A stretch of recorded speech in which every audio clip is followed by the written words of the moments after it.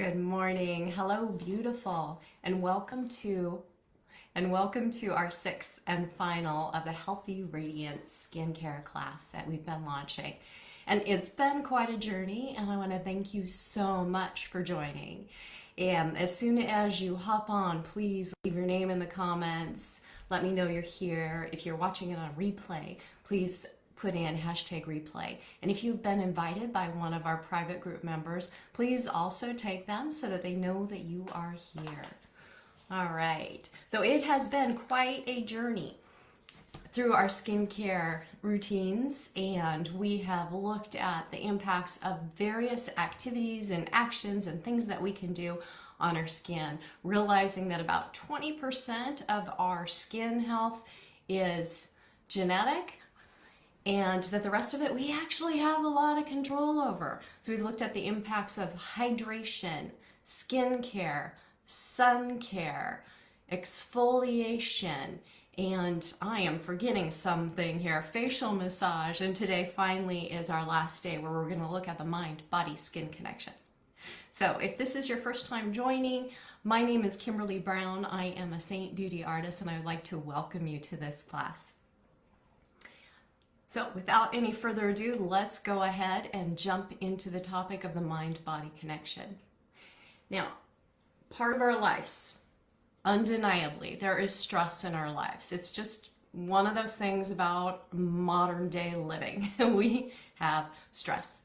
And stress, we're going to dig a little deeper into what stress does to it. It activates our nervous system. And it activates the sympathetic system, and that is the fight or flight. So when we have a stressor, we move into fight or flight. It's also called red alert, and it releases a lot of adrenaline into our system and cortisol into our system. And this can be a very good thing. If you're driving on the freeway and a semi-truck merges into your lane, you've got your quick responses, you can get out of the way. You're going to go live and do a presentation. It gets your energy up so that you're ready to show your full energy and perform.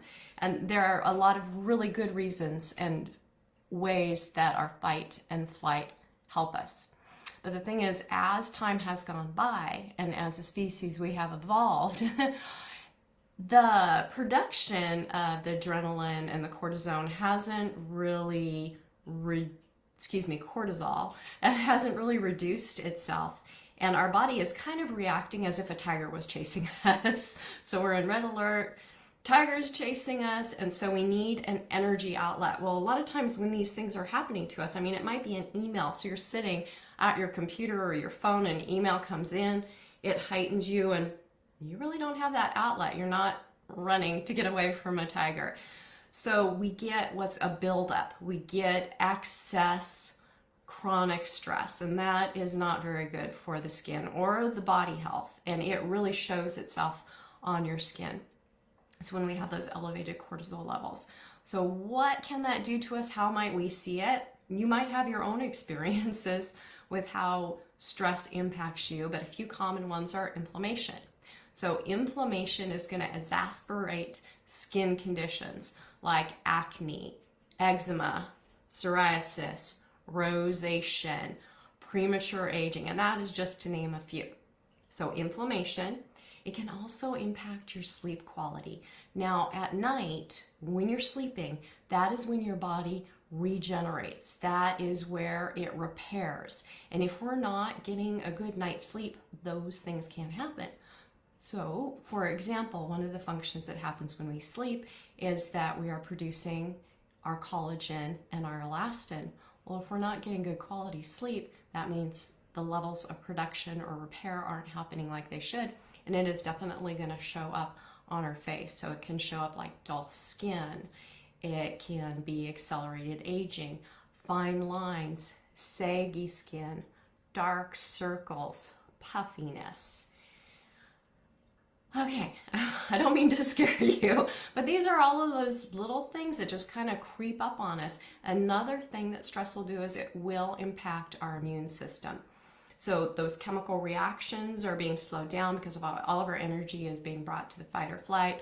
We've built it up, and our skin becomes more vulnerable to those different breakouts and whatnot. But there are things that we can do to counteract that. So that was our sympathetic system, and now we're going to switch gears and look at our parasympathetic system. This is your rest, digest, and restore phase. Very highly associated with the vagus nerve, this really big, long nerve. It kind of runs throughout the body. And there are things that we can do, practices that we can put into our daily life that help to stimulate our parasympathetic nervous system, our vagus nerve. And we're going to play with those a little bit. So stress, fight or flight, and now we're going to relax. We're going to detox. We're going to de-stress. And when we de-stress, when we activate our parasympathetic nervous system, we de-stress. Our stress goes down. Our sleep quality goes up. It also promotes your overall wellness. It is relaxing. And there are things that you can do. You've probably heard of them. Some people, they totally de-stress by exercising, going on a long run, hitting the bike, etc. So some kind of movement, meditation, yoga, those are all things that will help promote overall wellness, and overall wellness, healthy, radiant skin. So we want to decrease inflammation. We want to improve digestion and sleep. So what are some of the things we can do? So I'm going to give you a number of things. Actually, I'm going to give you 9 things. We're going to play along with a few of them, and I invite you to play along too. So number 1, it's a very passive thing. It's something you can have going on in your background, and that is aromatherapy. So aromatherapy is using essential oils, and those essential oils help to trigger thoughts and processes in your body that relax and calm. I was just reading a couple of research articles on it today. One was out of Cornell, and one was in Psychology Today on studies. And while I won't say that it's a law, it's still a very strong hypothesis and correlation, and a lot of hospitals and medical institutions are using them. Some of the research I read was specifically on the use of lavender oil. Now, if lavender oil is a trigger for you, don't use it. But lavender oil, for me, eucalyptus and lemongrass. So I've got my humidifier going in the background. Another thing I do, because it feels good, is at night I'll also use like a little aromatherapy spray. This is Serenity also, or lavender. And I just spray it on my bed pillows, my sheets. So when I go to sleep, I have that. It's very calming for me. So that's one of those things you can have going on in the background.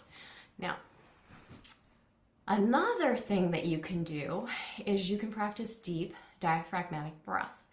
And with breathing, what you want to do is your breath, your lungs actually are from, if you imagine your hip bones, your pubis area, all the way up to your collarbones. That is the area that is covered. And when you inhale, think of inhaling all the way from your lower belly, rolling breath all the way up to the collarbones. And then as you exhale, the breath moves out from the collarbones, belly in, all the way back down to the hips. So a lot of times what we're doing is we're breathing through the upper chest. Those are shallow breaths, and guess what they do? They trigger the sympathetic nervous system, which is your fight or flight. So a lot of times we'll just naturally switch to those breathing patterns that have been kind of programmed into us to take action. We're sitting at our computer and we're creating all of this energy release and adrenaline. So what we want to do is activate the parasympathetic nervous system. We do that with deep belly breath. Also, deep belly breathing is great abdominal exercise. Now, when you take your inhale, so let's do a couple practices, but I want you to think of blowing, like your lungs are there, we're inflating them, and we're inflating them 360, not just the front is inflating. Let's go ahead and put one hand on the chest and one hand on your lower back. Or let's start off by just putting it on your belly so you feel the motion. Big, deep inhale from the belly, all the way up to the collarbones, and then slowly, collarbones to the belly. Let's do that again, but now let's put the lower hand on the lower back. And we want to make it move. All right, inhale. Exhale. Now here's a trick. So keep breathing. Practice your long, deep breath or your diaphragmatic breath.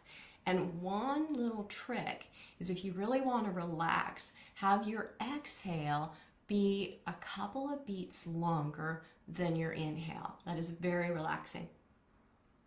And once you get the hang of the deep belly breath, you take your hands down. And this is something you can do at any time. Anytime you're stressed out in a meeting, when you're driving, etc. And nobody will know you're doing it. It's just one of those little private techniques that you can practice. So diaphragmatic breath. Another technique is called pursed lip breathing. Some yoga will call this whistle breathing, or it's also called kai ki breathing. And what you're doing is you breathe in through your nose, and then when you breathe out, purse your lips as if you're, trying to blow candles out, or maybe you're blowing out through a straw. So relax your shoulders, lengthen your spine, big inhale through your nose. Exhale through your lips. Now, you can make it look really obvious, or you can just kind of force it out with a little opening. Another variation of this is called Sitali breath, and you actually curl. Not everybody can do it, but you curl your tongue, and you can keep your tongue in your mouth.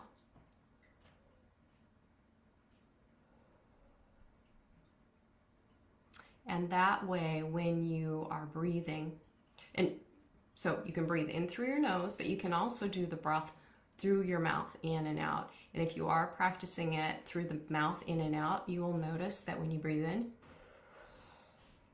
it's cool air coming in. When you breathe out, it's warm air because it's gone through your system and it's been moisturized. Okay, so that's another breathing technique. I'll go through one more breathing technique, box breathing. Box is exactly what it sounds for, like, and you do it to kind of a count. And I'll say, let's start with 4 counts, but you inhale to a count of 4.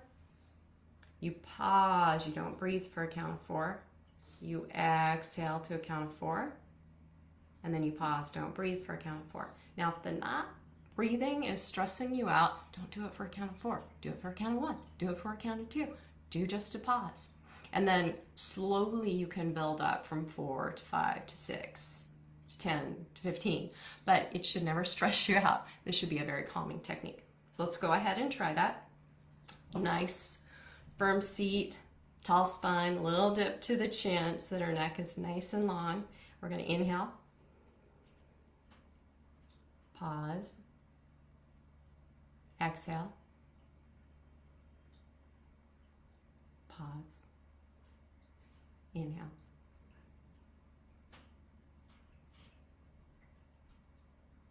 Exhale. Inhale. Pause. Exhale.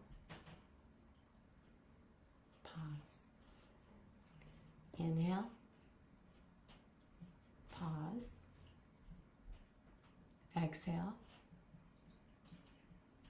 Pause. All right. So that is box breathing. So those are 3 different breathing techniques.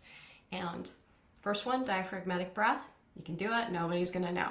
Second one, the pursed lips or the whistle breathing. Somebody might be able to tell. Third one, box breathing. Nobody can tell unless you're drawing boxes in the air like I was. That was just a teaching method. Okay, so those are 3 fun and easy breathing techniques that can just help de-stress, relax. You can kind of feel the stress just leaving your shoulders. Another thing that you can do is called head rotations. So with the head rotation, so always nice long spine, firm foundation. We're going to inhale and turn the head to the left. Exhale the head to the right. Now I realize I'm probably backwards for you. So inhale left. Exhale right. So nice and slow breathing. Inhale left. Exhale, right. So your head is on the swivel, sitting on the top two of the vertebrae, the atlas and the axis. It's rotating. We've got a lot of stimulation of the vagus nerve going here. And we're moving in a direction that a lot of us don't often move it. In our modern day life, we're very much forward, backward, and then hunched. And so twists are very helpful. If you can kind of imagine like a cloth, a washcloth that you have gotten wet and you twist it out, you're going to be able to wring and move some of that, lymphatics fluid that we were talking about the other day. And then once you become comfortable with it, and the chin is slightly down, so you want to think of elevating your head, lifting up your head, chin slightly down so that we have a nice long spine going on. We don't want it to be forward. We don't want our head ramped forward. That's not going to be good. We want the head over the center of the shoulders and the chin slightly down. And that is a very safe position to be doing these movements with. Now, this could also be used as a movement to generate energy or release energy. And you can pick up the pace, but do it carefully. Make sure you understand the motions. And you can make your breathing more obvious. Now someone's going to notice that one. Okay, so that is a good one. Another good one for stimulating your vagus nerve and your parasympathetic system is called front neck stretches. And what I'm going to do is put my hands over my chest. I'm going to hold my chest skin in place, relax your shoulders, nice tall spine. You're going to look up. You're going to feel the stretching of your skin. Just look up until it's comfortable, and then you're going to rotate your head down. And this is just front neck stretches. So we're stretching out the front of the neck. Feel a nice pull there. And a tip, I always think of lengthening your spine. We don't want to go so far back with the head that we injure anything. And I like to think if I can't keep my teeth kind of close to each other, that's where I stop. So as soon as my teeth really start parting, I stop. All right. And generally the breath would be inhale as you look up. Exhale as you go down. All of these breathing techniques use diaphragmatic breath, or that deep breathing technique. Breathing is very important.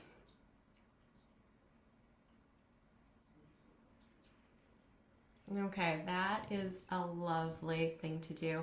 Now another one is a twist. Let me see if I can get things adjusted a little bit. So with a twist, what you're doing, so nice firm foundation in your chair, length through your spine, and then I like to raise my arms because I don't want to be forcing things. I'm going to use the strength of my abdominals to lengthen and twist to the left, and then my hand has come down, so my left hand is on my right knee, and I'm just having my other hand behind me. Lengthen through your spine, relax your shoulders, neck in a neutral position, and if you'd like to, you can glance over your back shoulder, and then breathe, diaphragmatic breath. So just like I was telling you about before with our head twists, this is really good because we don't often do this movement in life. And then when we do have to do it, like in an emergency situation, we can actually cause things to not feel so good. So if you practice proper motion, let's go ahead and untwist. Coming back, arms up, and then we'll just go in the opposite direction. Lengthen through the spine, neutral neck. If you have a double chin, you know you're doing it right. And then if you want, you can glance over your shoulder. And just breathe here, a nice deep diaphragmatic breath. So practicing twisting safely is a very good thing. And again, that ringing emotion and the stimulation to your vagus nerve. Very, very good for you. All right, go ahead and untwist. So if you do something to the right, do it to the left. We just want to balance things out a little bit. All right, are any of you out there hummers or singers? Because those things our natural releases of stress. Yeah, you heard it. So humming and singing, add it into your life if you've removed it. If you're not a good singer, hum. Everyone can hum. And what's happening when you're humming? Put your hand on your neck. You're causing vibrations throughout your body. And those vibrations, guess what? They stimulate things, and they're stimulating your parasympathetic nervous system. Very, very good. So hum your favorite songs, sing your favorite songs. It's very good for you. And then just a good mention, regular exercise. Find that form of exercise or motion that feels good for you and do it. I know I always feel better when I exercise, and when I don't, I start to feel yucky. And then that can lead to a downhill spiral. When I feel yucky, sometimes I'm reaching for that comfort food, then I become a couch potato, then I start binging on TV, and it's kind of one of those vicious cycles. And you might say, well, I'm not motivated to move, and that is just the opposite. We move to motivate. So if you're not feeling motivated, the number one thing you need to do is move, because when you move, that will motivate you. So remember that, move to motivate. All right, so looking at the mind, body, skin connection, a lot of good things. There are a lot of things that we can do, but it is an indirect relationship. And what I mean by that is we do these activities, they stimulate the parasympathetic system. The parasympathetic system stimulates the vagus nerves, stimulates a chain reaction of enzymes, chemicals released in our body, which help to break down the cortisol. See, it's not a direct one-to-one. When we're doing our skincare, when we're doing our exfoliation, we're doing our sun care, that is a direct thing that we're doing. I put on my sunscreen, UV rays can't get me, can't age me. So while the mind-body connection is incredibly important, it is also crucial to understand it is just part of our arsenal or our tools that we can use, things that we can do to positively impact the health of our entire body and the radiance of our skin. Healthy, radiant skin, no matter what our age is.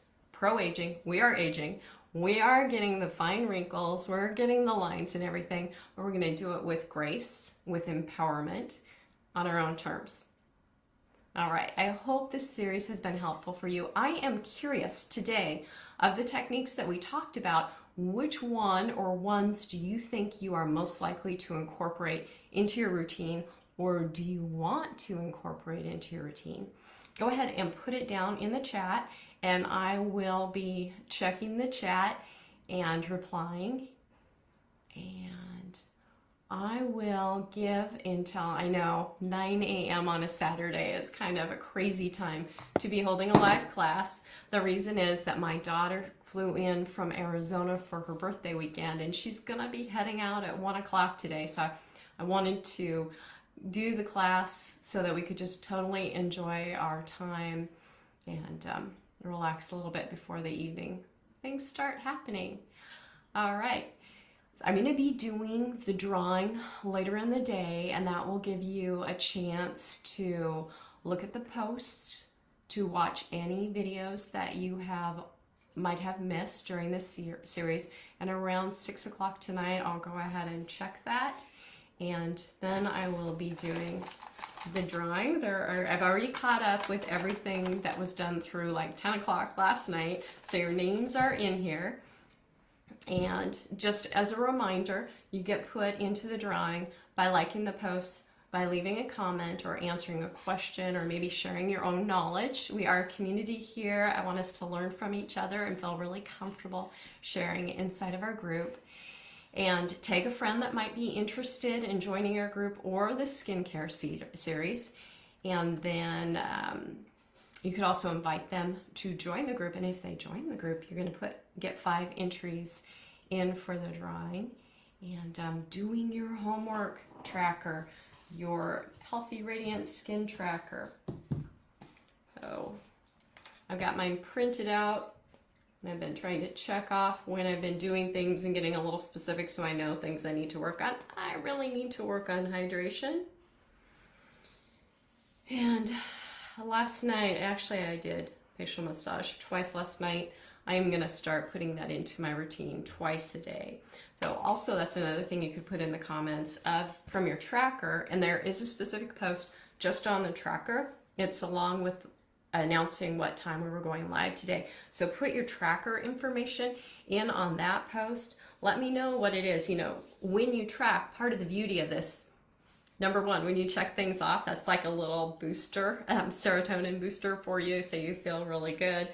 But it also helps you to see patterns and trends, things that you're doing. You might have thought you were being really great about your water, and then I see, well, I only had a few cups here, and I was really shooting for 11 cups with my level of activity, my size, my weight, my height, what the weather's like out. I feel better when I have 11 cups. I don't wake up feeling all dehydrated.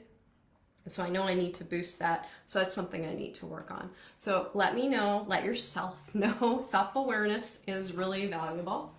And then when we do the drawing tonight, the different things that you can choose, the winner, there will be one winner. And the things are, one of them is this brush cleaner, which is really nice. So when you're doing your eyeshadows, I really like the colors I put on today.